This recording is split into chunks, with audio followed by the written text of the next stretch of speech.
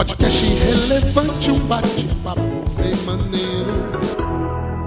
Acha ser o remanescente, né? Que ela falou aqui, né? Então tem muito isso. Então os judeus achavam que eles eram os bambambãs da história. E aí Jesus diz que ele veio para falar com os gentios, veio para falar com todo mundo. Ele fala com a prostituta. Esse cara tá andando com beberrões, com milões, prostituta.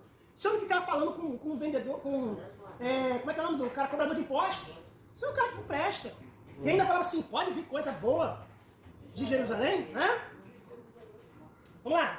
Agora vamos falar sobre a oração na vida de Jesus, citado pelo livro de Lucas. Olha só.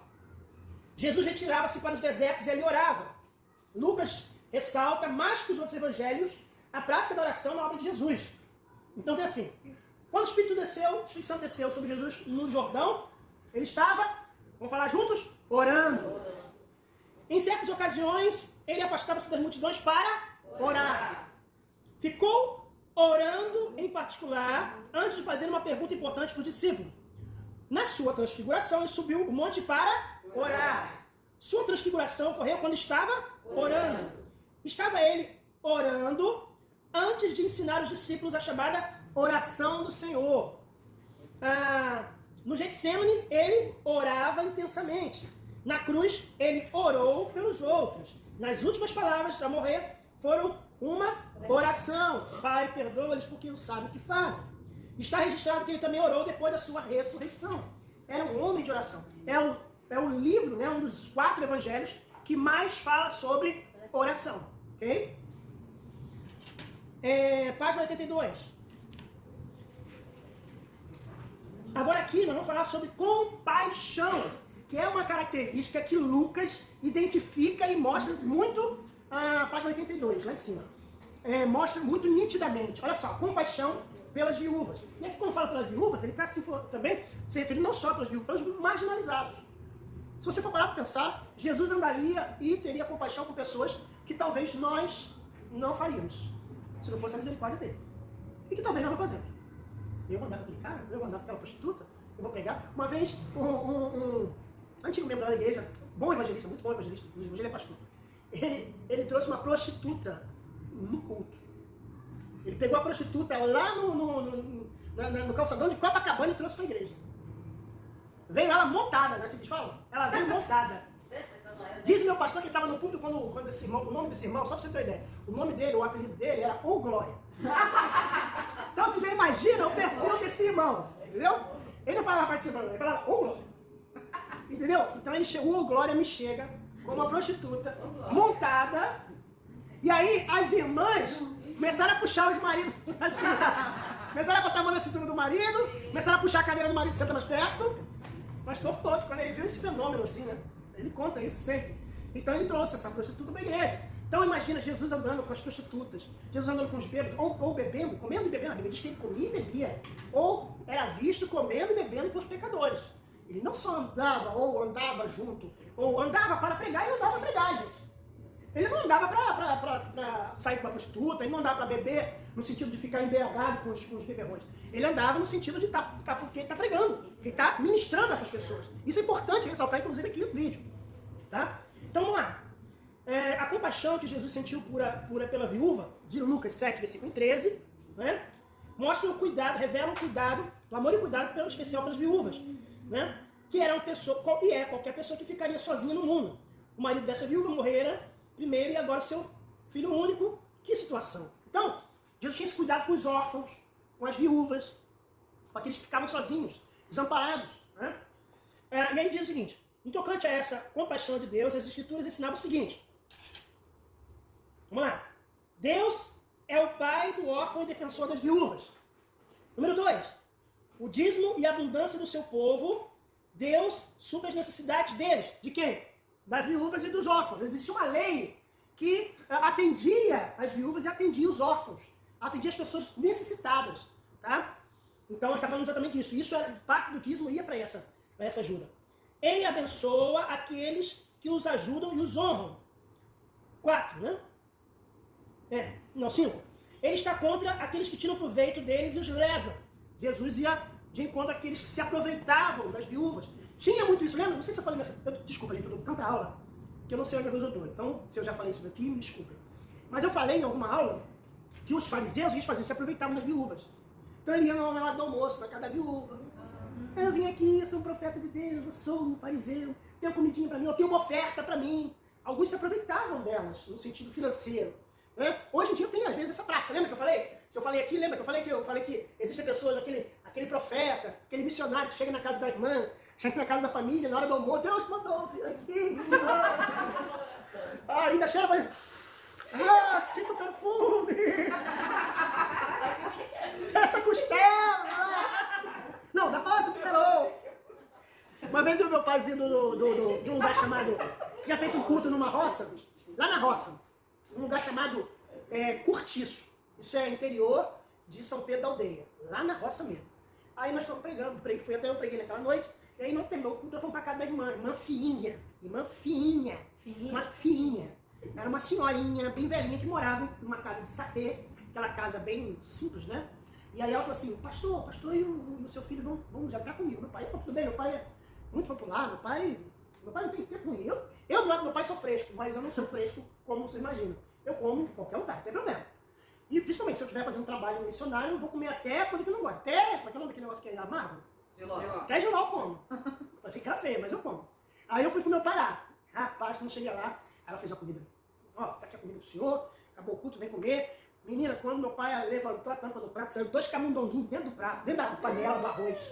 Meu pai tem medo de rato, meu pai jogou a tampa da panela pra cima, deu um pulo. Meu pai não tem medo de cobra, mas tem medo de rato, nunca vi isso. Nunca vi isso. Então, não é esse tipo de pessoa que vai fazer a obra de Deus e vai jantar depois de um culto. É justamente esses caras que faziam, eles se aproveitavam da fiinha daquela época. Eles pegavam o dinheiro dessa senhora, eles tomavam o dinheiro dessa senhora. E Jesus, ele era contra isso. Jesus era contra esses homens que se aproveitavam das viúvas. Ele não só era a favor das viúvas e dos órfãos, mas ele também condenava aqueles que se aproveitavam. Então a gente não se aproveitou da velhinha, a velhinha, coitada, ficou sem graça e tal. Depois ela falou assim, não, a gente joga uma coisa um pouquinho pelo lado, eu acho que Aí meu pai, ela falou assim, não, mas tem macarrão aí, pastor, a gente vamos comer então macarrão. A gente não foi desfeita dela. Tá, gente? Depois eu vou contar a história do meu pai, tá? Vou contar a história depois do meu pai. Vamos ver se a aula aqui tem alguma coisa. Vocês vão ficar, não vou nem jantar, chega em casa.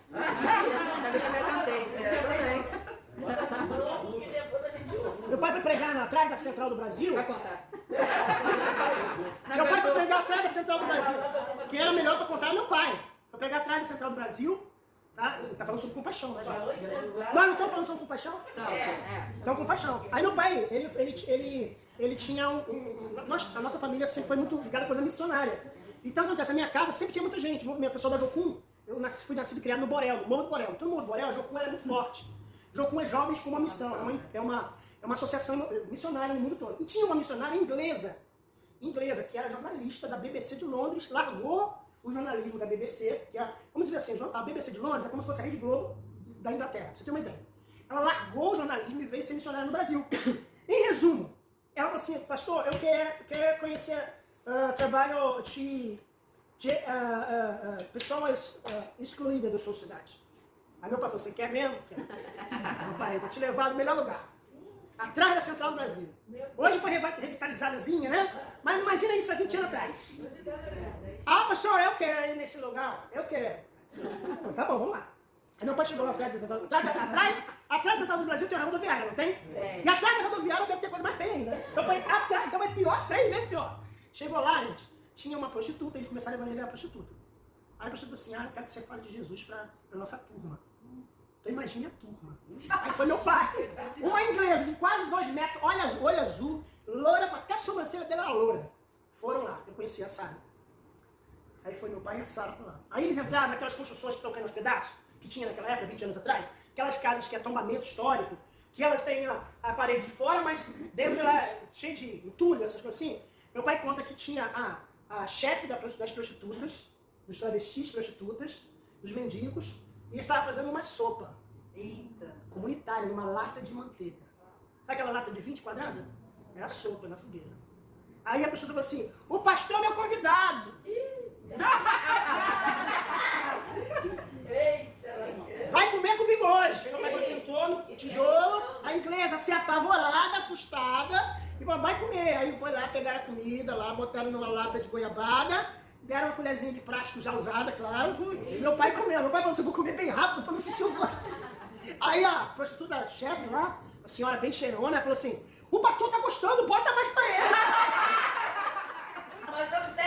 A comida era 25 centavos. Meu pai papou. E aí, ó, quando terminar de comer, a inglesa também comeu, meu pai falou que ela comeu.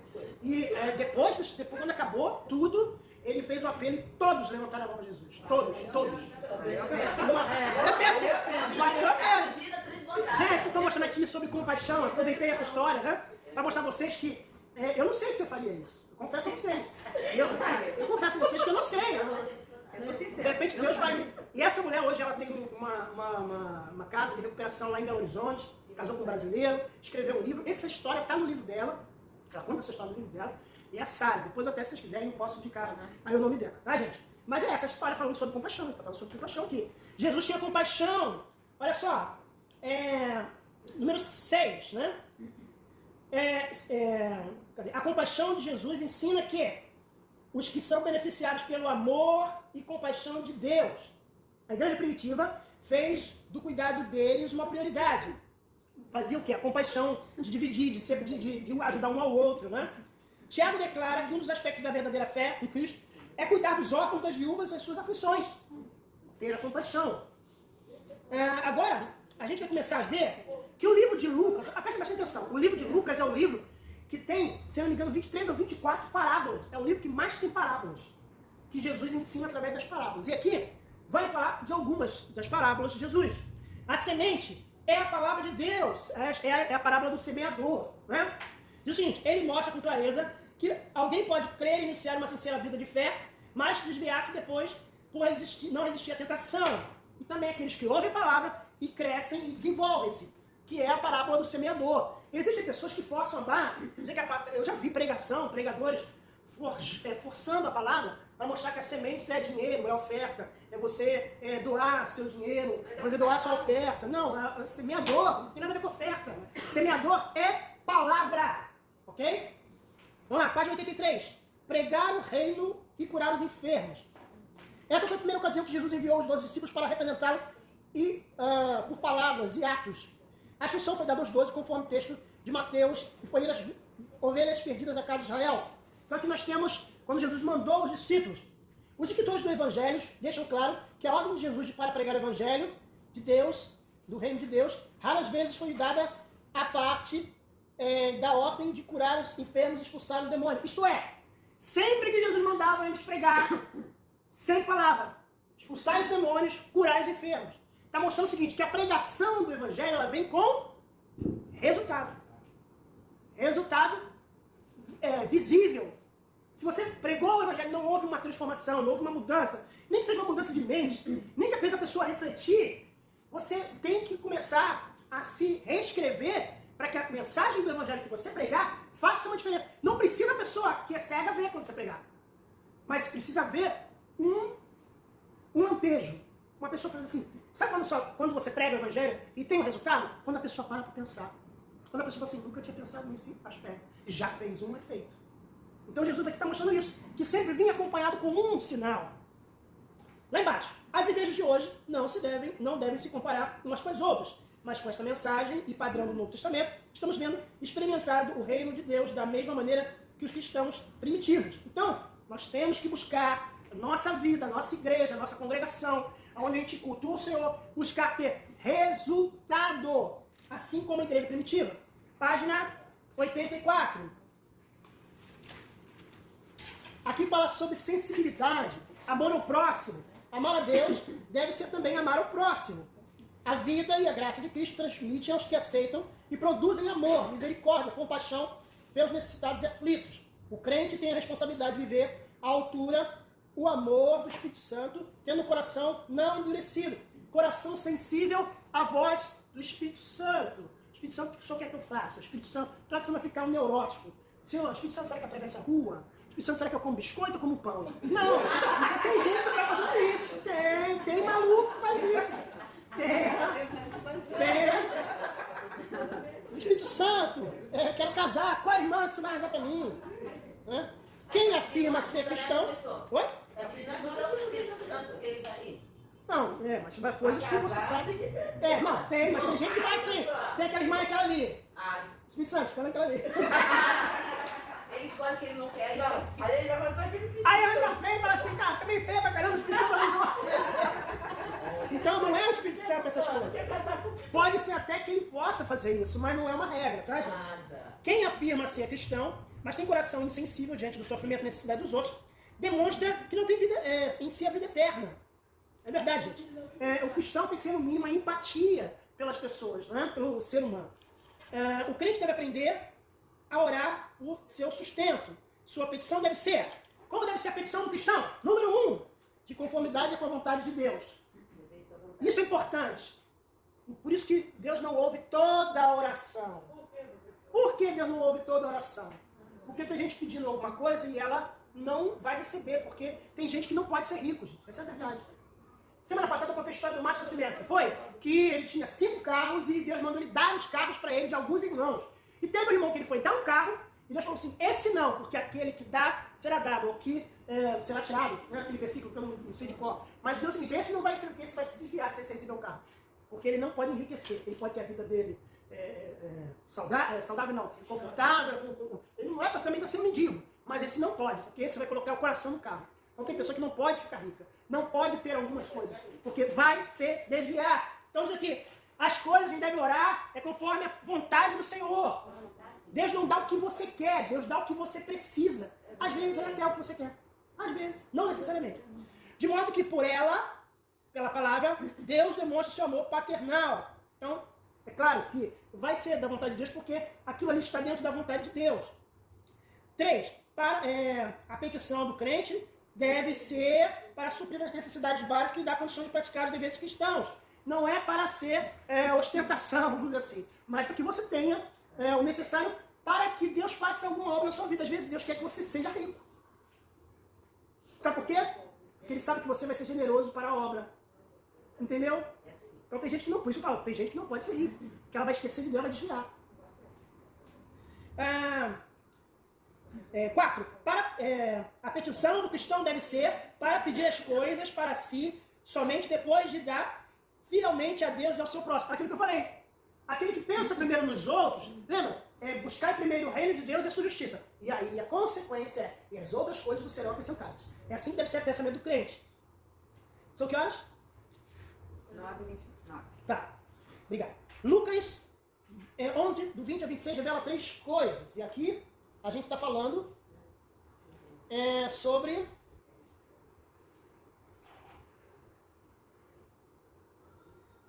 reino da autoridade. Não, olha só. Número 1. Vamos lá, vamos ver lá. Lucas 11. Vamos lá. Leia, minha irmã. Sua mãe. Fábio, lê pra mim, por favor, aí. Lucas. Desculpa, gente, que vergonha, meu Deus. Você não de ninguém aqui, que vergonha. Lucas 11, do 20 a 26. Vamos ler aqui. O professor realmente. Essa é uma falha. Eu gostaria de ler mais a Bíblia, porque o tempo a gente tem que correr. Se a gente não dá a matéria toda. E, obviamente é importante essas histórias que eu conto, essas descontrações, senão a gente pira. Eu dou aula 3 vezes por semana. Pode ler, Mafalda, quando achar aí. Lucas 11, do 20 a 26.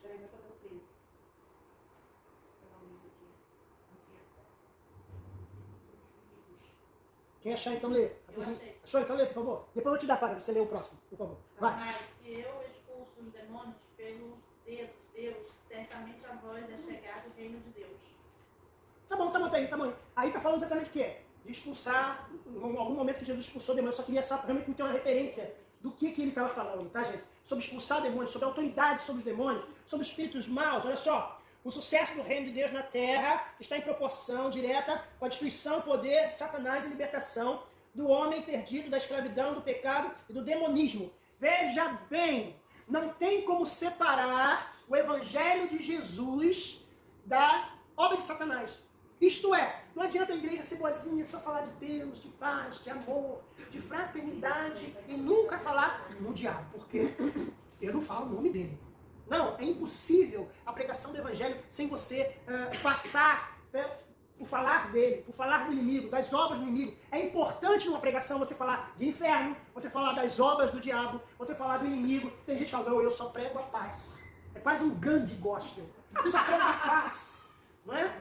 E aí não fala do pecado, não fala de inferno, não fala de morte eterna. Isso tudo é importante. É claro que também não é para aterrorizar o perdido, né? Antigamente o crente aterrorizava, não pregava, né? Eu preguei para um rapaz, graças a Deus nem ele deu certo. Graças a Deus com ele deu certo.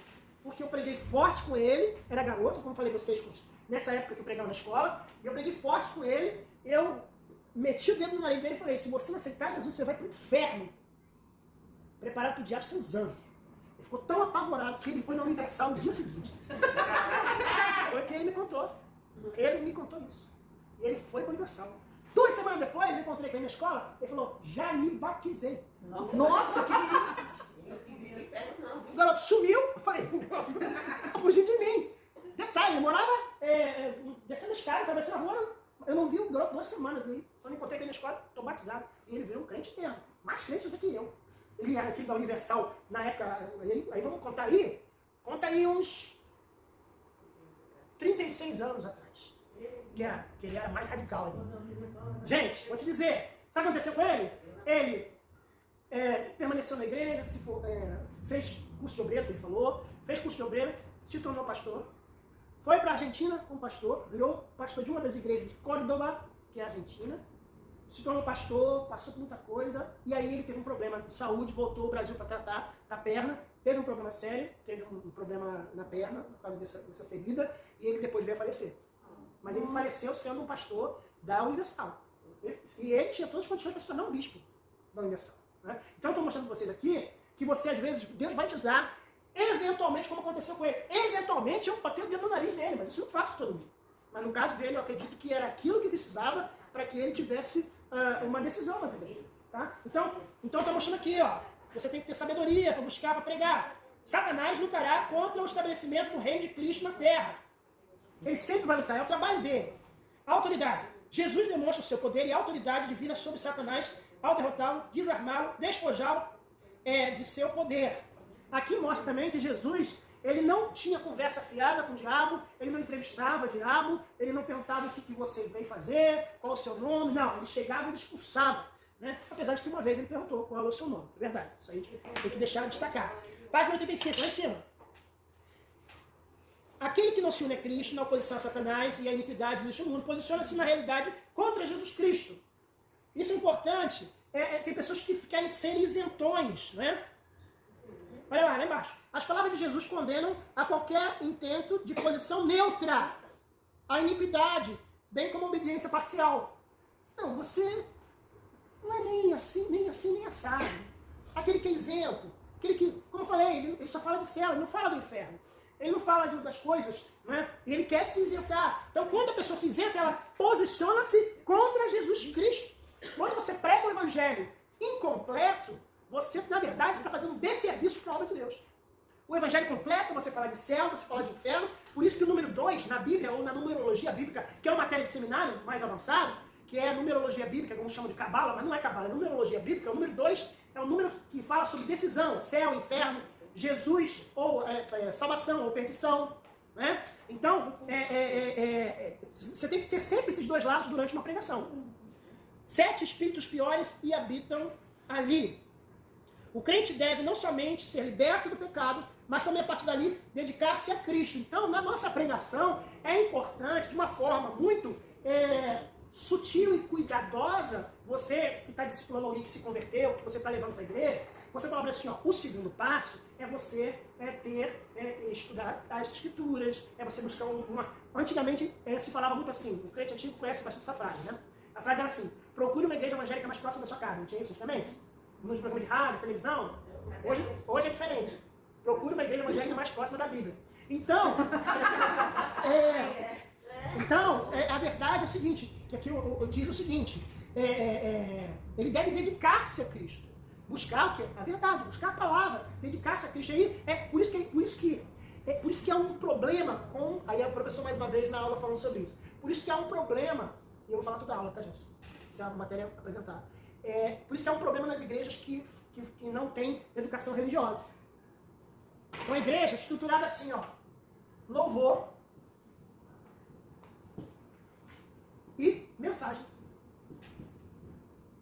Por causa disso aqui, de uma fofoca dessa aqui, eu tive que ficar uma hora conversando com o pastor. Então, são igrejas que são assim, a estrutura dela. Louvor e mensagem. Igrejas que são estruturadas só... Meu Deus, um tridente de misericórdia. Uma igreja que é sustentada só por louvor. Tem a equipe de louvor, ela louva hinos maravilhosos, a gente conta, adora o Senhor, depois o pastor prega, acabou o culto e vai para casa. Muitas igrejas modernas hoje em dia estão tendo com essa estrutura. O que falta nessa estrutura? Educação religiosa. E o que é educação religiosa? Uma igreja que tem louvor, educação religiosa e mensagem é uma igreja que está praticamente completa. Porque o louvor liberta, né? Traz reflexão, faz com que a gente adore a Deus. A mensagem traz libertação, traz cura, né? E a educação religiosa mantém o crente na igreja e forte, fortalecido na palavra. Então, se você pega um novo convertido e só tem isso aqui para ele vai se alimentar como? Ele vai só se alimentar na mensagem e no louvor. Por isso que a igreja tem que ter esses três. E tem outra coisa que a igreja tem que ter, que eu não coloquei aqui, que é a comunhão. Que é importante, tá? Não é que não seja importante. Mas a estrutura de uma igreja, a estrutura que vai fazer com que a igreja, que o crente seja forte, é com educação religiosa. Porque Jesus pregava, Jesus proclamava, Jesus expulsava demônios, Jesus curava. Só que tinha momentos que Jesus sentava no monte. Educação religiosa. Vamos aprender aqui. Vamos aprender sobre divórcio. Vamos aprender sobre isso aqui. E eles se ensinavam. Tipo discipulado. Discipulado. Isso aqui não é discipulado. Isso aqui é pescaria. Tarrafa. Isso aqui é tarrafa. Jesus veio para salvar o que havia perdido. Joga tarrafa. Agora isso aqui não. Isso aqui é pegar o peixe, limpar o peixe, temperar o peixe, colocar ele no fogo, assar e servir. A gente pode fazer uma alegoria como essa. Mas isso aqui é ter mais cuidado. Mas por que algumas igrejas estão acabando com isso? Porque isso dá trabalho, isso tem que estudar, isso tem que fazer apostila, isso tem que ensinar, tem que insistir. E isso dá trabalho. Não que isso não dê trabalho. Ensaiar dá trabalho, preparar uma mensagem dá trabalho, mas isso dá muito mais trabalho. Então as igrejas mais modernas, elas não querem isso. Só que aí os crentes dela ficam fazendo o quê? Eu vejo então a novela, porque a novela já me explica as coisas. Aí fica os crentes assim, vendo a novela e fica assim, mas era isso? Mas a Raquel roubou os ídolos do pai? Tá na Bíblia. Sério? Aí fica vendo a novela, aí fica tendo esses insights, vendo a novela. Por quê? Porque não sabe a Bíblia. Porque é aqui que ela vai aprender. Aqui que ela vai aprender as coisas mais engraçadas. O seminário é muito bom, vocês estão fazendo seminário, glória a Deus. Mas o seminário não deve substituir uma escola dominical, uma escola semanal. Não importa, se é escola dominical, se é durante a semana, se é sexta-feira, se é quinta-feira, se é escola sabatina. Não importa. O importante é você parar para estudar. E aqui ele mostra exatamente isso. Que ele fortalece, pregar o reino. Né? As igrejas de hoje não podem se comparar com... sim, que eu falei, né, das igrejas de hoje, né? Que eu estava falando. Que virou a página aqui, desculpa, gente. Nós estamos na página 85, não é isso? Satanás não deixará atacar o crente após sua conversão. Seu poder é uma ameaça contínua e incessante. Isto é, gente, não, se você só tem, se a mente do seu discípulo só é baseada em um louvor que canta uma mensagem e ele precisar de palavra, ele vai lembrar o quê? As mensagens que o seu pastor pregou no noite? Ele vai ficar... Como é que ele vai se defender? Como é que ele vai se defender de heresias? Com a mensagem do pastor noite? Pode até ser que uma mensagem que o pastor pregou possa se calhar, né? Mas isso aqui é que fortalece o cristão. Isso aqui abençoa o cristão, mas isso aqui fortalece. Igreja, a gente tem que ter manutenção da palavra. Não apenas... É tipo um ventilador. Você compra um ventilador, mas se você não limpar ele vai perder a qualidade. Então, isso aqui é manutenção. Tá? Isso aqui é o ventilador. Vamos lá. Figueira mandarás cortar. A parábola da figueira refere-se, primeiro, a Israel. A parábola da figueira se refere a Israel. Segundo, a figueira aplica-se a todas as pessoas que professam crer em Jesus, mas não abandonam o pecado. Então, ele fala sobre isso. Jesus mostra ali em Lucas 13:11 que certas enfermidades são efeito direto da ação ou opressão de demônios. O sofrimento dessa mulher, que era aleijada, procedia de um espírito, um emissário de Satanás. Aí, gente, fala também sobre discernimento. As pessoas não buscam discernimento, não buscam a sabedoria para saber. E aí, por isso, aí precisa de ter isso aqui. Ela não pode ter uma vida superficial.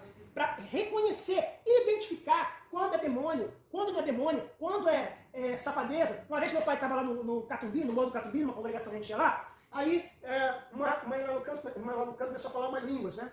Aí meu pai veio, na percepção dele, veio assim, eu falei, tá feliz? Meu pai tá feliz, sai demônio! Era demônio. A língua dela era demônio. Deus deu ao meu pai o quê? Discernimento para reconhecer que aquela língua era do diabo. Então isso não se aprende com isso. Se aprende com isso. E com também unção, claro, né? A unção que vem do Senhor. Para identificar quando é demônio. Existe também dessa forma. Fala, minha irmã, rapidinho. Essa, acho aqui que o senhor leu assim, as pessoas que professam crer em Jesus, mas não abandonam o pecado, por que eles não conseguem? Porque eu tenho uma pessoa que eu conheço, fala sempre de Jesus, ela fala assim pra mim, eu tenho Jesus no coração, eu falo, não, um dia desse eu vou fazer com Jesus, tenho muita fé, mas... Não, você pode falar assim, não, eu concordo com você, eu acho que você tem muita fé, toda pessoa tem fé. Aí você pode falar assim, até o ateu, não estou comprando você é o ateu, mas, quer dizer, a sua amiga é o ateu, mas até o ateu tem fé de não crer em Deus. Até ele. Então, eu acho que ela não teve, porque ela não teve a experiência real com Jesus. Aí você pode falar para ela assim, ó, você tem uma experiência religiosa. Ela vai na igreja? Então, aí, ó, alguém está falando aí, ó, precisa de ir na igreja, ou precisa de reunir-se numa célula, numa igreja, até mesmo se ela não pode ir, às vezes a pessoa tem problema de saúde, não pode, mas assistir um culto. O que eu estou mostrando para você é que a pessoa, ela diz que tem Jesus, mas ela, aquilo que eu falei, ela não vai à igreja, ela não lê a Bíblia, ela não tem comunhão com Deus, e ela quer dizer que tem Jesus. Então aí é muito difícil, porque para ter Jesus, a gente tem que estar dentro dessas regras que eu estou lendo aqui. Exatamente, sendo da vontade de Deus, tá bom? Então você fala para ela assim, a senhora pode ter uma experiência religiosa, a senhora pode ter uma fé, mas quando a senhora tiver uma experiência real com Jesus, a senhora vai sentir uma diferença. É algo a mais. Vamos lá. Página 86. Parábola da grande ceia.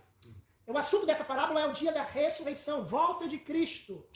Aqueles que inicialmente aceitaram o convite, mas não compareceram, representam os que aceitaram, ou aparentemente aceitaram, o convite de Jesus à salvação, mas seu amor a Cristo pelo reino se esfriou. Então, olha aí, ó, pessoa que aceita, que fala que tem Jesus, mas na verdade ela não demonstra. Realmente, né? Ó, ele convidou, né? Houve o convite para as bodas, mas a pessoa ela não quis. Olha, tais pessoas deixaram de ter como objetivo coisas celestiais.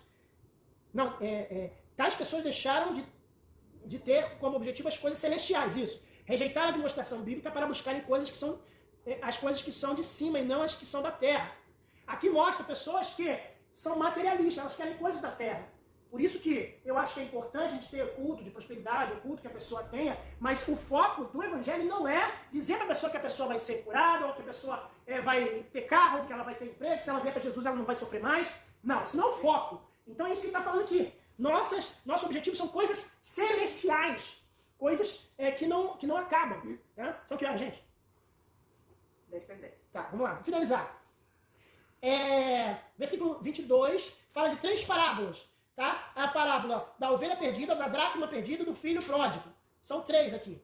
Deus é aquele que no seu amor busca a pessoa perdida para salvá-la. Todo mundo conhece a parábola da ovelha perdida? Sim. Todo mundo conhece a parábola da dracma perdida? Sim. E do filho pródigo. As 3, né, falam sobre exatamente Deus buscar, né, a máxima importância da busca dos perdidos. Né? A alegria de Deus quando o pecador se arrepende. Fala sobre nenhum sofrimento é demasiado grande na busca dos perdidos para levar a Cristo. Isto é, vale a pena sofrer por amor a Cristo. Rico e Lázaro. Rico levou uma vida egocêntrica, isto é, seu ego egocêntrico, o ego como centro, o seu eu como centro. E Lázaro viveu a totalidade da sua vida na pobreza. O Lázaro morreu e foi para o paraíso para estar com Abraão, e o rico, né, foi para o lugar de tormento. Tá?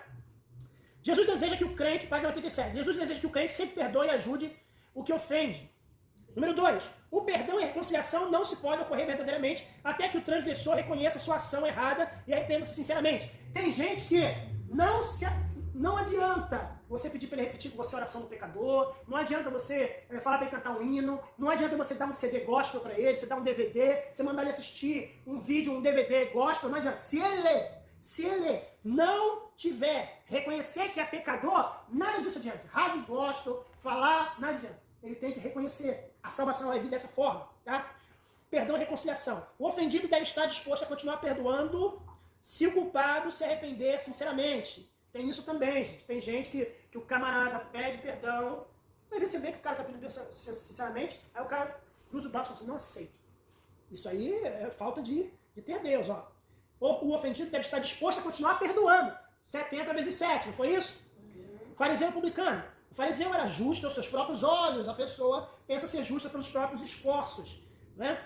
E o publicano, por outro lado, estava profundamente consciente do seu pecado e culpa. Verdadeiramente arrependido, voltou-se para Deus, pedindo perdão e misericórdia.